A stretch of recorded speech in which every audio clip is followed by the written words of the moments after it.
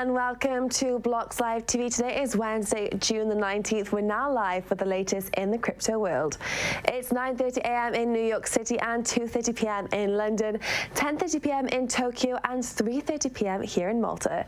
Well, Jason Fernandes and Jose Maria Macalde are joining us on today's show, but first let's take a quick look at some of the market indicators.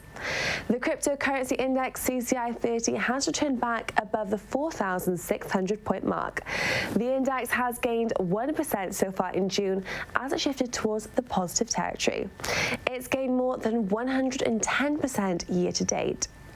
The 30-day Bitcoin volatility index continued trending lower yesterday. It declined below the 4% mark for the first time since May the 19th. The CoinMarketCap website's 24-hour traded volume indicator has continued hovering over the $50 billion mark. This does come after a sharp decline on Monday due to an update in the calculation algorithm. The Messari website's real-time volume measures at $2.5 billion. The Bitcoin dominance indicator has retreated slightly below the 57% mark. The top 5 digital assets are mostly trading slightly lower. Bitcoin is virtually unchanged after testing the $9,000 support on a number of occasions during the past 24 hours. Ether has rebounded to recover most of the loss after heading towards the $260 range earlier in the day. The MoneyGram partnership announcement gains were short-lived for XRP, which trades at 43.6 cents. Litecoin is the only top 5 asset trading in the green as it heads towards the $140 price level. Bitcoin Cash trades at just below the $420 mark as it recovered from the intraday low. The Coin 360 heat map shows a generally mixed picture as of the top 3 assets are in the red, while some of the smaller caps are trading higher. According to the Token Spread website, the XMO and Bitfinex exchanges have the biggest price difference for Bitcoin, and it's slightly more than 0.5%. The XMO marketplace has the biggest spread as buy and sell sides stand 1/5% apart. Let's now move on to take a quick look at some of the characteristics of Grossalcoin. This project claims to have a fast and secure coin with almost zero fees. All of this while also being privacy orientated. This was the first coin that activated SegWit and the Lightning Network ready. There'll be a total of 105 million coins to exist, and they will all be mined. Its price peaked at nearly $2.70 in late 2017, and as of today, it trades at nearly 45 cents. We'll now review the various performance of the various cryptocurrency asset classes as grouped by the Messari website. The infrastructure group is the top performing asset class with a gain of almost 2%. This is despite a number of the top projects taking the red. The media and entertainment category is virtually unchanged, but the majority of the assets show gains. The financial sector is up by less than 1%. The Binance coin is one of the top bullish drivers here. The cryptocurrency category shows an increase of just under 0.7%. Grin and Litecoin are the top performers in this asset class. And lastly, the services section stands just over 0.6% in the green. The WAX token is the main bullish driver with a double-digit surge.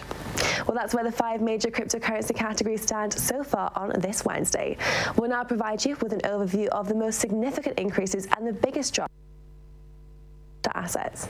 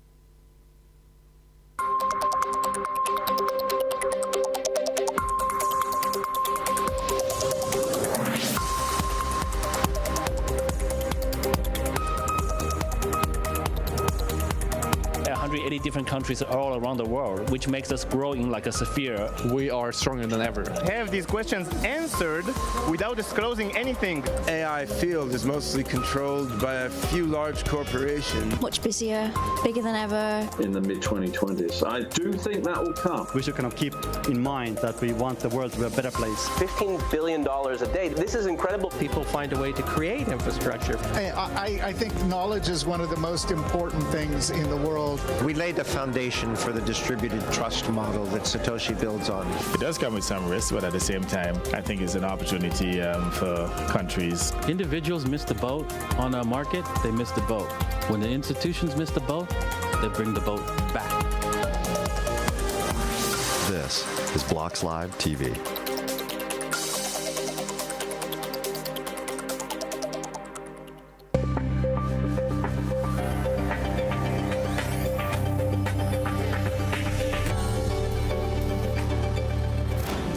We are back on Blocks Live TV. Now joining me is Jason Fernandes, COO and co-founder of AE Token, and Jose Maria Macedo, Head of Advisory at Amazix. Great to have you both on the line today. Hi, Jessica. Great to have you both. Now we're going to jump straight in because most of this June was relatively calm for the cryptocurrency markets. There was some healthy pullback that we did see, but the most recent rise has taken the total market cap to a fresh 52-week high. I want to start with you, Jose. What's your view on the latest moves in the market? Sorry. So I sort of struggle with analyzing the latest moves on the market, the short term. I think the long term is a lot easier to make sense of. There's some people that are very good at the technical analysis stuff, but I think in the short term there's quite a lot of noise and it's difficult to make sense of. But what I do think is there's three main narratives, I would say, for cryptocurrency. The first is the hard money narrative, the Bitcoin is digital gold narrative. The second, I'd say, is open finance, rebuilding our financial system on a permissionless terms and in a global and inclusive way. And the third is Web3, which is sort of re-architecting the web so that we own our data rather than having these big data monopolies and you're not the product, but actually you can sell your data and be rewarded economically for it. And what I think the narrative that's achieved product market fit or narrative market fit is the sound money narrative, and it's the narrative that powers Bitcoin, and I think that's also powering most of crypto right now by association. And I think this narrative really gets stronger with the macro climate that's happening in traditional markets. So the weird thing about Bitcoin is that it's both a risk asset, but its value proposition is to be a safe haven asset as well. So as a risk asset, it benefits from low interest rates and economic growth, as this is when people want to invest in risk assets. But as a safe haven, it's a hedge to financial irresponsibility. So it benefits from financial instability and from irresponsible policies. So I think right now, as I always harp on about with quantitative easing, with global debt reaching a peak, with the currency crisis in different countries, and now with the Fed talking about lowering rates once again, and the ECB saying it's going to lower rates once again, this is really good for Bitcoin as both a risk asset and as a safe haven. As a risk asset, lower rates are obviously better because the interest rate is a discount rate on assets, and when the interest rate's lower, it provides a lower hurdle for investment, and people have to look elsewhere for alpha, and that's where Bitcoin as a speculative asset class and crypto as a speculative asset class really benefits. But I think it's also good because it's incredibly irresponsible, and a lot of people are sort of clocking onto that we have the lowest, we have extremely low interest rates right now, and some of the highest debt that we've ever had. In every single recession, we've had to lower rates 500 basis points, and right now we wouldn't be able to do even half of that.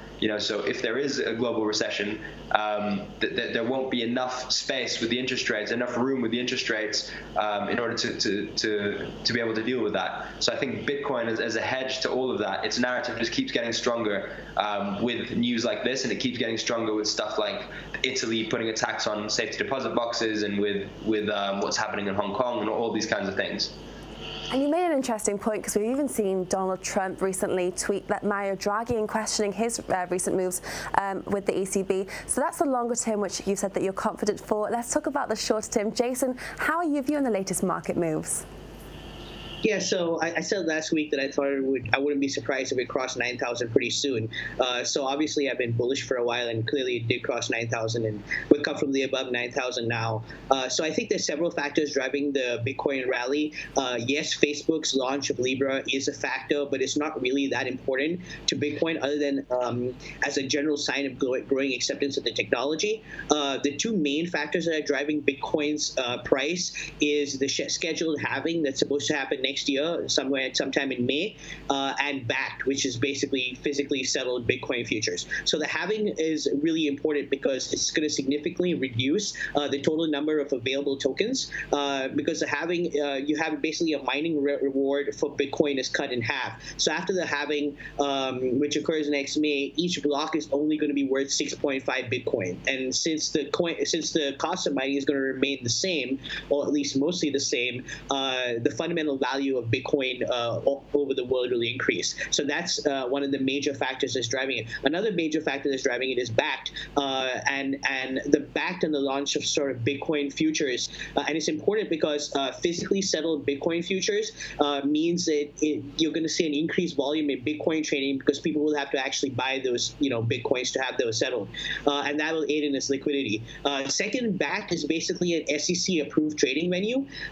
So now that it's cleared to test its futures product, we're basically one step closer to a Bitcoin ETF. So the Bitcoin ETF is going to be a game changer for Bitcoin and the valuation of Bitcoin. And I said earlier that 2019 would be the year for the Bitcoin Bitcoin ETFs to be approved, and Bakkt will probably basically be heralded as coming because that will happen likely before the Bitcoin ETF. So what I expect to see over the next few months is essentially a steady increase in price, sort of punctuated by your standard resistances and minor corrections, but overall a steady increase, and that should continue all the way up till Bitcoin hits its all-time high, which is something around $20,000. And once it gets there, you're going to see a whole flood of new money and a lot of FOMO buyers coming in that could push the price up to maybe 50,000 or even higher than that.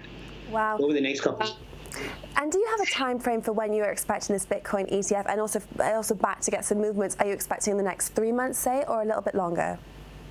So, Bakkt, we're expecting towards the end of 2019, and probably Bitcoin ETFs would happen after that. That would probably be the order. Okay, fantastic. And also, Jason, I'd like to get your thoughts on, and you've lightly mentioned it just there, is Facebook and Facebook's new project, cryptocurrency, Libra. What were your initial thoughts when you heard about this? So certainly I don't think that all the increased scrutiny and all the controversy, particularly the regulatory controversy, is doing crypto any favors. But overall, the concept, at least as they've described it, is fairly decent. I mean, essentially you buy Libra using like local exchange points like grocery stores or whatever, and it's sort of pseudo-anonymous. And then you have interoperability with with third-party wallet apps. So Facebook's own Calibra wallet, which is something that they're launching, will then be built into Facebook and WhatsApp. And the one thing that's interesting about this is that Facebook won't fully control Libra. It's going to be sort of like a consortium of other founding members of the Libra Association. So basically everybody that put in over $10 million to develop it. So that includes Visa, Uber, and Anderson Horowitz, basically the VC firm. They've sort of invested over 10 million, so they sort of have a say in how things are going. So that's interesting that Facebook is not taking full control of this. But I really think, and this also brings a lot of, there's also a lot of positive attention, sure, to crypto, because whenever people start looking at crypto, Bitcoin is currently the only token that you can actually buy. I mean, you can't buy Libra yet. You can buy obviously a bunch of others, but Bitcoin you can buy today. So that sort of helps pump up the price of Bitcoin in the short term. And Jose, what's your thoughts about this as well? Because it's quite exciting news. It's definitely got a lot of people talking. How have you viewed this? Yeah, I think it's hugely exciting. So, I mean, I think initially and like a lot of people, I sort of dismissed it. I thought it would be similar to sort of Gemini or Tether or JPM coin, like a centralized, collateral-backed stablecoin that would be pegged to some national currency and would be able to be used within the Facebook ecosystem, Messenger and WhatsApp, similar to sort of WeChat. So I thought it wouldn't be that interesting. It would probably compete with Gemini, Tether, and some of these centralized stablecoins, but that it wouldn't really be something that interesting from a crypto standpoint. However, reading through the documentation yesterday, I think it's actually much more interesting and ambitious than this. And I think a lot of people within the industry aren't giving it enough credit for how game-changing it can actually be. So, first of all, the stablecoin design itself is a lot more interesting than initially assumed. But the really cool thing is that there's also a BFT-based permissioned blockchain attached to it that will be capable of processing smart contracts. With the architecture being similar to Ethereum, you know, it's accounts-based rather than UTXO-based. There's also a new programming language to write these smart contracts, Move. There's not much info on that yet, but it's there. And there's a decentralized identity project run in the mix as well. So the stablecoin is super interesting as well, because instead of simply having collateral in a bank account and emitting a currency pegged to $1, Facebook has various different types of collateral. So they have bank deposits and a basket of currencies and bonds. So this is similar to like the SDRs, the special drawing rights, which it promises users will be able to redeem their tokens for these assets. So this kind of makes it a supranational currency rather than a stablecoin pegged to $1, which is what we have right now. This is actually a supranational currency, and it becomes an international medium of exchange, which makes sense because it's going to be used, you know, by their over 2 billion users across their products. It also means that the fact that the collateral is held by the 28 nodes rather than Facebook itself removes sort of the centralized point of failure that has, you know, that the Tether famously had. And so the system is actually much more robust and less vulnerable to central points of failure.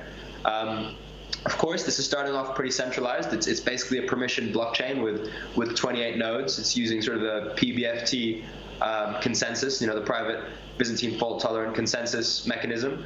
But the thing is that the white paper lays out a plan to move to full permissionlessness and decentralization, including a plan for on-chain governance. So this is huge. I mean, the fact that they're saying that this is what they want to do is huge. And I think also that even though it is starting off centralized with 28 nodes, it's still actually more decentralized than a lot of the top cryptocurrencies out there right now, you know, not naming any names.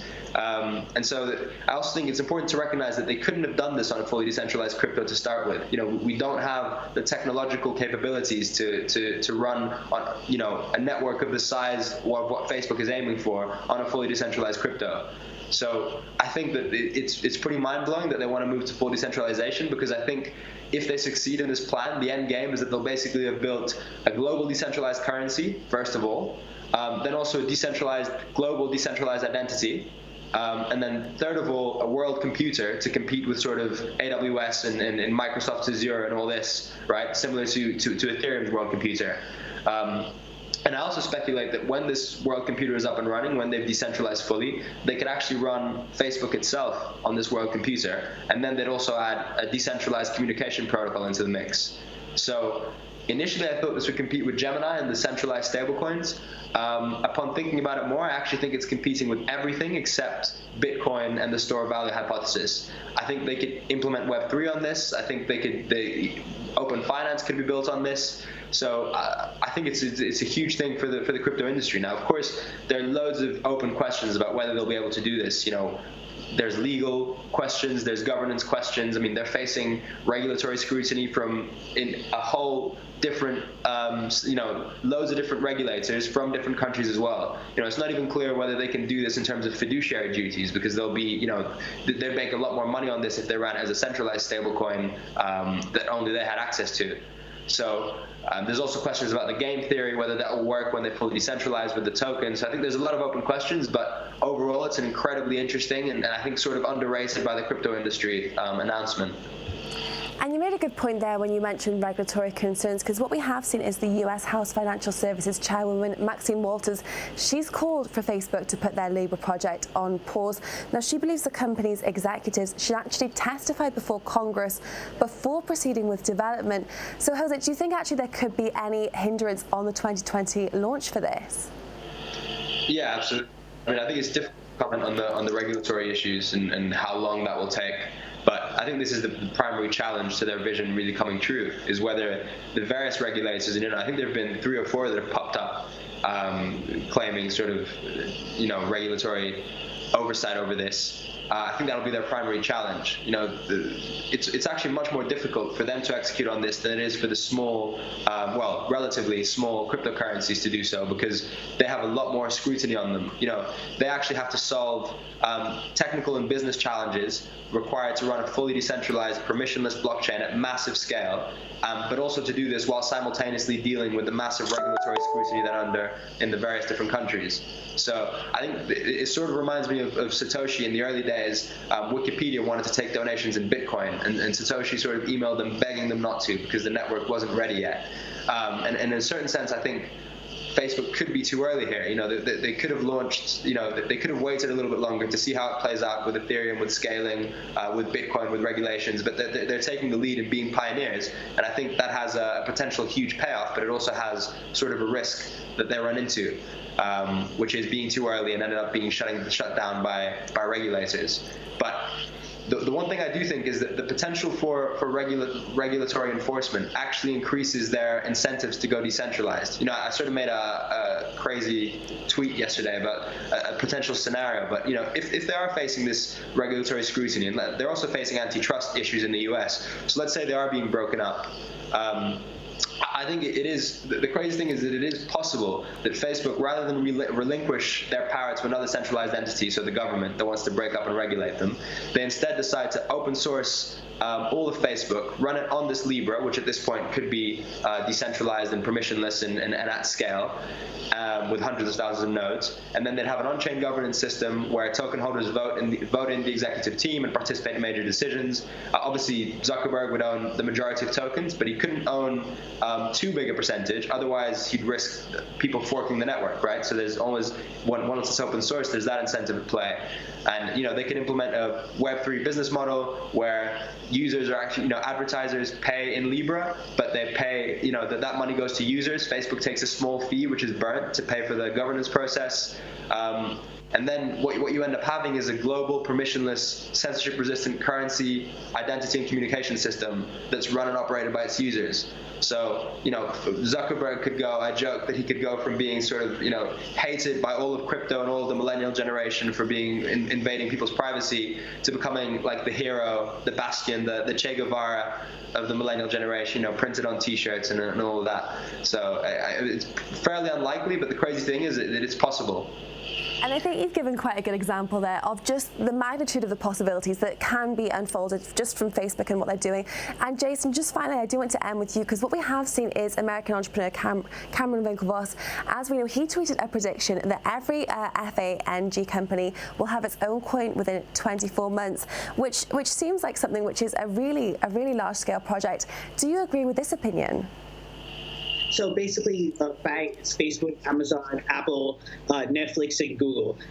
Besides Facebook, it does make sense for Apple and Google to have digital currency because of the iTunes Store and the Play Store involves a great deal of transactions, refunds, etc. And that's an area that crypto can help with a lot. Also, Google owns YouTube, which could greatly benefit from crypto payments, for ad revenue. But also, they could integrate features where you could reward users for watching certain programs or certain ads. So there's a whole bunch of possibilities that crypto brings up for Google specifically. It's really a no-brainer. And the same thing is true for Apple as well, especially when you consider the iTunes Store. When it comes to Netflix really has zero reason, in my mind, to launch a cryptocurrency at this moment.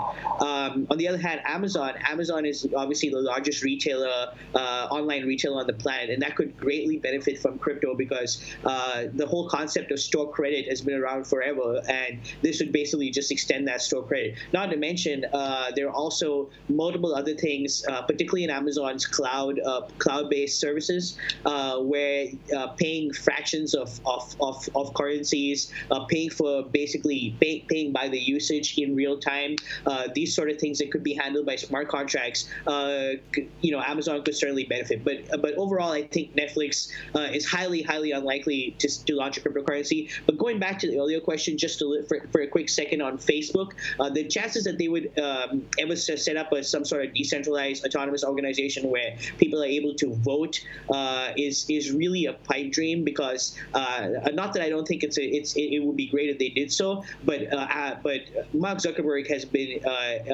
enormously well known for basically not giving up control. I mean, even people that own stock in Facebook do not have control. Mark Zuckerberg has organized the company in such a way that basically he has maximum control and pretty much doesn't give that up. So the chances that he would voluntarily, even if it was to essentially fight centralization or centralized organization, the chances that he would set up a decentralized autonomous organization and give up any power is highly unlikely. Are you still concerned then that Facebook is slightly centralized, or more so than I guess people are expecting after reading the white paper, Jason?